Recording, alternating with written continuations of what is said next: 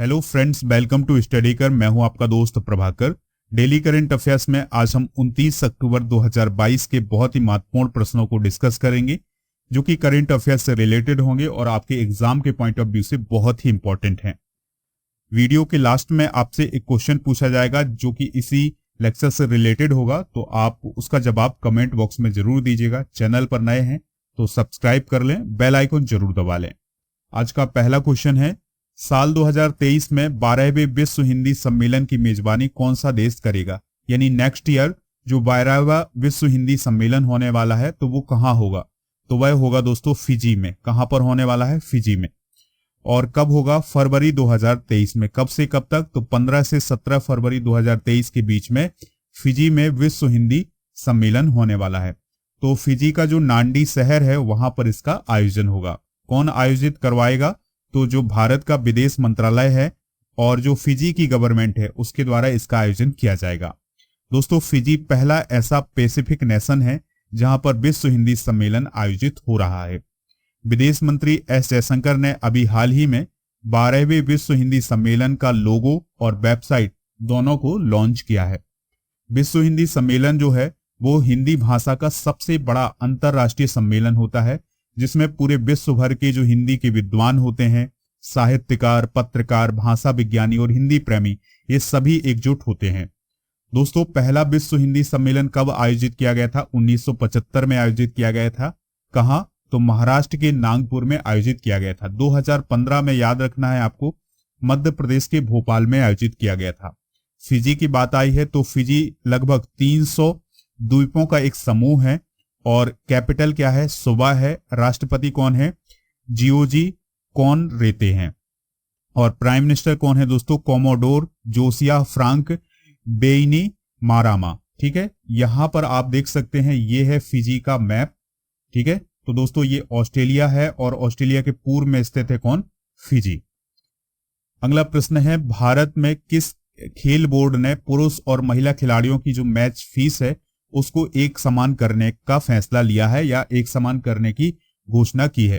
तो ऐसा किसने किया है? बीसीसीआई ने।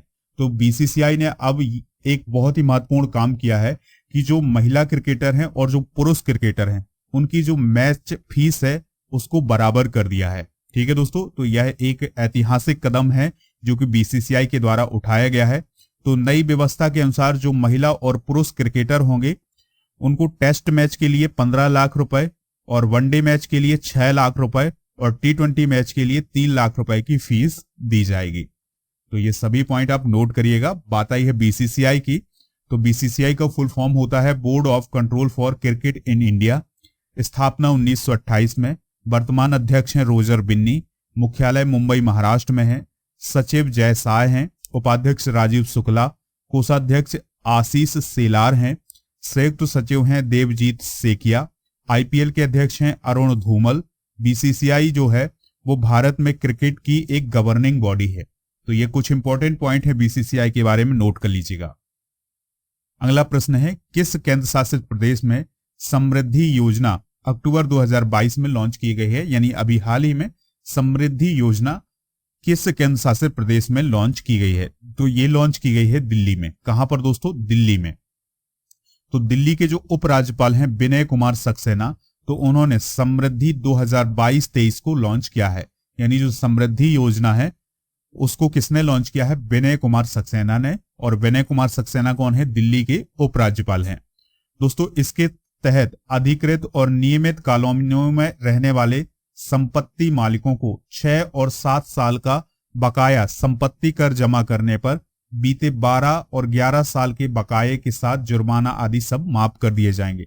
यानी दोस्तों, जो अधिकृत और नियमित कॉलोनियों में जो मालिक रह रहे हैं, जो लोग रह रहे हैं, अगर उनका बहुत ज्यादा बकाया है, अगर वो 6 से 7 साल का बकाया जमा करते हैं तो उनके बीते 12 और 11 साल का बकाया जो है और जो जुर्माना लगाया है उसको भी माफ कर दिया जाएगा।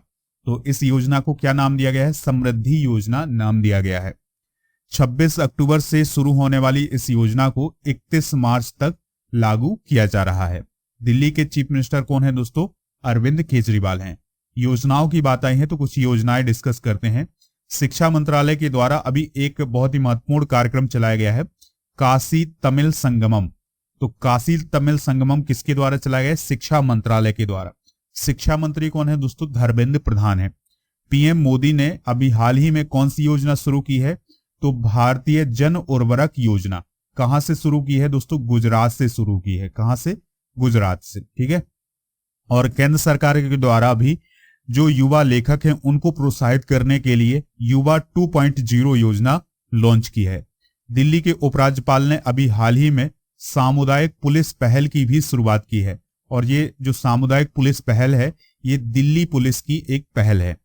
कैबिनेट ने अभी हाल ही में पीएम श्री योजना की मंजूरी दी है। दोस्तों पीएम श्री योजना की जो घोषणा है वो प्राइम मिनिस्टर मोदी ने 5 सितंबर को की थी, ठीक हो। और इसमें 14,500 स्कूलों को फिर से रीडेवलप किया जाएगा और उन्हें आधुनिक स्कूल के रूप में बनाया जाएगा। अगला प्रश्न है, ट्विटर के सीईओ कौन थे जिन्हें बर्खास्त कर दिया गया है? तो पराग अग्रवाल को दोस्तों अभी हाल ही में ट्विटर के द्वारा बर्खास्त कर दिया गया है। तो ट्विटर और एलन मस्क के बीच जो समझौता होना था, जो उनके बीच डील होनी थी, वो डील हो चुकी है और ट्विटर के मालिक अब कौन बन गए हैं? एलन मस्क बन गए हैं। एलन मस्क जो है वो दुनिया के सबसे अमीर व्यक्ति हैं। टेस्ला के सीईओ हैं कौन? Elon Musk. तो अब वो ट्विटर के भी मालिक बन गए हैं और जैसे ही वो ट्विटर के मालिक बने उन्होंने पराग अग्रवाल, विजया गड्डे और इसके अलावा नेड सेगल को ट्विटर से बर्खास्त कर दिया है। तो जो पराग अग्रवाल थे वो ट्विटर के सीईओ थे, विजया गड्डे ट्विटर की legal affairs and policy chief थे और जो नेट सेगल थे वो कौन थे? सीएफओ थे, ठीक है दोस्तों। तो अभी हाल ही में किसको बर्खास्त किया गया है? पराग अग्रवाल को बर्खास्त किया गया है ट्विटर से। पराग अग्रवाल के बारे में कुछ इंपॉर्टेंट पॉइंट जानते हैं। तो पराग अग्रवाल को नवंबर 2021 में ट्विटर का सीईओ बनाया गया था। उन्होंने आईआईटी बॉम्बे से कंप्यूटर साइंस और इंजीनियरिंग की डिग्री हासिल की हुई है। इसके अलावा उन्होंने स्टैनफोर्ड यूनिवर्सिटी से कंप्यूटर साइंस में डॉक्टरेट किया हुआ है। पराग अग्रवाल अक्टूबर 2011 से ही ट्विटर में काम कर रहे थे। सीईओ का पद संभालने से पहले 2017 में ट्विटर के सीटीओ यानी चीफ टेक्नोलॉजी ऑफिसर नियुक्त किए गए थे। कौन? पराग अग्रवाल। ट्विटर की बात आई है तो यह दोस्तों एक माइक्रो ब्लॉगिंग साइट है जहां पर आप कुछ कम शब्दों में और अपनी बात को कह सकते हैं। इसकी स्थापना 2006 में की गई थी। इसका हेडक्वार्टर है सैन फ्रांसिस्को, कैलिफोर्निया, अमेरिका में। इसके संस्थापक कौन है? Jack Dorsey, Noah Glass, Evan Williams और विज स्टोन। तो ये सभी कौन है? ट्विटर के संस्थापक हैं।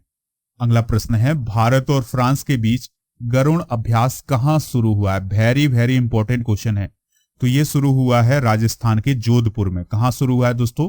राजस्थान के जोधपुर में। कौन सा अभ्यास? गरुण अभ्यास। तो ये अभ्यास कब से कब तक होगा? तो 26 अक्टूबर से 12 नवंबर के बीच आयोजित होगा। और आपको याद रखना है कि ये जो गरुण अभ्यास है ये भारतीय वायुसेना और जो फ्रांस की वायुसेना है इसके बीच हो रहा है, या इसका 7वां संस्करण हो रहा है। पहला संस्करण 2003 में हुआ था और ये भारत में हुआ था। तीसरा संस्करण 2006 में हुआ था, ये भी भारत में हुआ था।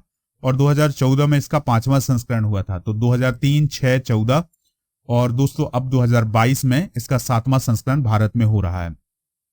दूसरा संस्करण 2005 में और चौथा 2010 में और छठा संस्करण 2019 में हुआ था। तो ये सभी संस्करण जो हैं ये फ्रांस में आयोजित किए गए थे।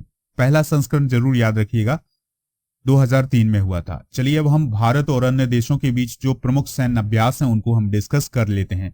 तो गरुण शक्ति इंडोनेशिया के बीच, इकोवेरिन मालदीव के बीच, हैंड इन हैंड चाइना के बीच, बोल्ड कुरुक्षेत्र सिंगापुर के बीच, मित्र शक्ति श्रीलंका के बीच, नोमोडिक एलिफेंट मंगोलिया के बीच, शक्ति फ्रांस के बीच, सूर्य किरण नेपाल के बीच, युद्ध अभ्यास संयुक्त राज्य अमेरिका के बीच। तो ये है भारत और अन्य देशों के बीच होने वाले प्रमुख सैन्य अभ्यास। देखिए दोस्तों, आज हम रिवीजन करेंगे वर्तमान में कौन क्या है। तो नीति आयोग के सीईओ कौन है? परमेश्वरन अय्यर हैं। राज्यसभा के उपसभापति कौन है? हरिवंश नारायण सिंह हैं।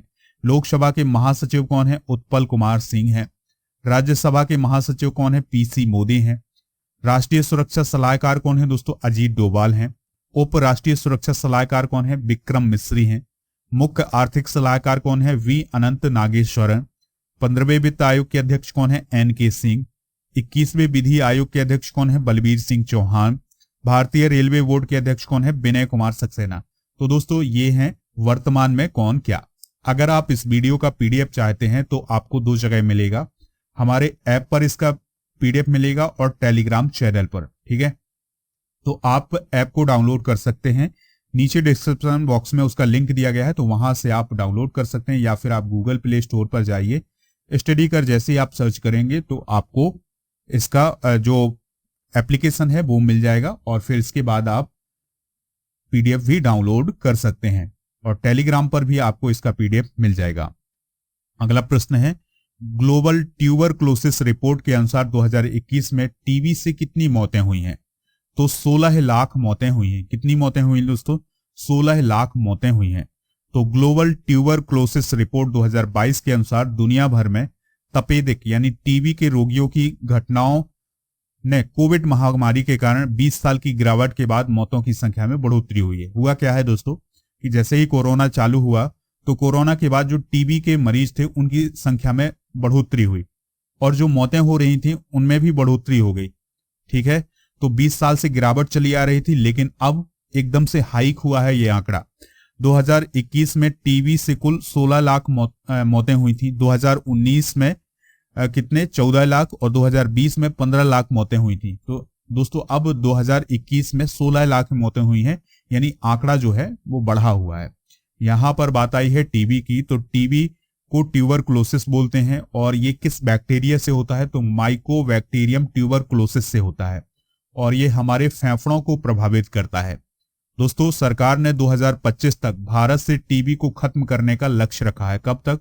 2025 तक। तो ये पॉइंट बहुत ही इंपॉर्टेंट है, इसको नोट कर लीजिएगा। हर साल 24 मार्च को विश्व में विश्व क्षय रोग दिवस मनाया जाता है। यहां पर WHO की भी बात आई थी, तो वर्ल्ड हेल्थ ऑर्गेनाइजेशन इसका फुल फॉर्म होता है। तो विश्व स्वास्थ्य संगठन जो संयुक्त राष्ट्र की एक विशेष एजेंसी है, इसकी स्थापना 7 अप्रैल 1948 में की गई थी। इसके सदस्य देशों की संख्या 194 है। इसका मुख्यालय जेनेवा स्विट्जरलैंड में है, और इसके महानिदेशक कौन है दोस्तों? तो टेड्रोस एडनॉम घेब्रेयेसस हैं, जो कि इथियोपिया के हैं। अगला प्रश्न है, वित्त मंत्री निर्मला सीतारमण ने किस राज्य में भारतीय विदेश व्यापार संस्थान के नए परिसर का उद्घाटन किया है? तो ये उद्घाटन किया है आंध्र प्रदेश में।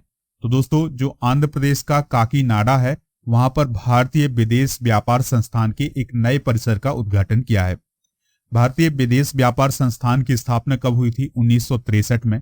और इसका काम क्या होता है? तो यह व्यापार और वित्त पर विशेष ध्यान देने के साथ भारत के शीर्ष बिजनेस स्कूलों में से एक होता है। कौन? भारतीय विदेश व्यापार संस्थान। इसके वर्तमान कुलपति कौन है? मनोज पंत हैं। अगला प्रश्न है, उत्तर प्रदेश का दूसरा हाथी अभ्यारण्य किस स्थान पर बनाया जाएगा? तो ये बनाया जाएगा लखीमपुर खीरी में। कहां पर बनाया जाएगा दोस्तों? लखीमपुर खीरी में। पहला कहां बनाया गया था? तो सहारनपुर और बिजनौर जिलों के जो शिवालिक हैं वहां पर इसको अधिसूचित किया गया था। कब? 2009 में। अब दूसरा बन रहा है लखीमपुर खीरी में। दोस्तों भारत में हाथी प्रोजेक्ट की शुरुआत कब से हुई थी? 1992 से, और इसका उद्देश्य है भारत में हाथियों को बचाना।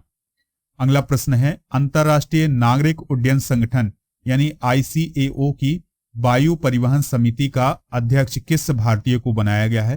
तो जो सैफाली जुनेजा हैं उन्हें अंतरराष्ट्रीय नागरिक उड्डयन संगठन की जो वायु परिवहन समिति है उसका अध्यक्ष बनाया गया है। बात करते हैं इंटरनेशनल सिविल एविएशन ऑर्गेनाइजेशन की, तो इसका मुख्यालय मॉन्ट्रियल कनाडा में है। अध्यक्ष हैं इसके साल्वाटोर सियाचिटानो, और दोस्तों इसकी स्थापना कब हुई थी? 7 दिसंबर 1944 को, और यह संयुक्त राष्ट्र की एक स्पेशल एजेंसी है। यह दुनिया भर में सिविल एविएशन के लिए सिद्धांत और तकनीकी पर कार्य करती है। दोस्तों अगर आपको ये लेक्चर पसंद आ रहा तो लाइक जरूर कर दें, दोस्तों को भी शेयर करें। अगला प्रश्न है, यूरोपीय संघ ने यानी यूरोपीय यूनियन ने सखारोव फ्रीडम प्राइज 2022 किसे दिया है? तो यह दिया है यूक्रेन की जनता को। किसे दिया है दोस्तों? यूक्रेन की जनता को। तो साल 2022 का सखारोव फ्रीडम प्राइज जो है वो यूक्रेन की जनता को दिया गया है, क्योंकि यूक्रेन की जो जनता है वो युद्ध में संघर्ष कर रही है, तो उनके संघर्ष के सम्मान में यह सम्मान दिया गया है या प्राइज दिया गया है किसको? यूक्रेन की जनता को। रूस के हमले की वजह से यूक्रेन में तबाही मची हुई है, तबाही जैसे हालात हैं जिसके कारण वहां की जो जनता है वो संघर्ष कर रही है। सखारोव फ्रीडम प्राइज यूरोपीय संघ का टॉप मानवाधिकार पुरस्कार है। यूरोपीय संघ का मुख्यालय कहाँ है दोस्तों? ब्रुसेल्स में है, जो कि बेल्जियम की कैपिटल है, और यहाँ की करेंसी क्या है? यूरो है। तो दोस्तों ये थे आज के महत्वपूर्ण करंट अफेयर्स के क्वेश्चन, और आपसे एक क्वेश्चन पूछा जा रहा है जिसका आंसर आपको कमेंट बॉक्स में देना है। अगर आपने ये वीडियो बहुत ही ध्यान से देखा होगा तो आप इसका आंसर आसानी से कमेंट बॉक्स में देंगे। ट्विटर की स्थापना किस वर्ष की गई थी? 2007, 2008, 9 और 2006 में। जो भी इसका राइट आंसर हो कमेंट बॉक्स में जरूर बताइएगा। एप्लीकेशन को डाउनलोड कर लें। एप्लीकेशन पर आपको monthly current affairs, daily current affairs और जो भी महत्वपूर्ण पीडीएफ में वो सभी उपलब्ध हैं, तो आप एप्लीकेशन को जरूर डाउनलोड करें। लेक्चर पसंद आया हो तो लाइक शेयर जरूर करें। जय हिंद, वंदे मातरम।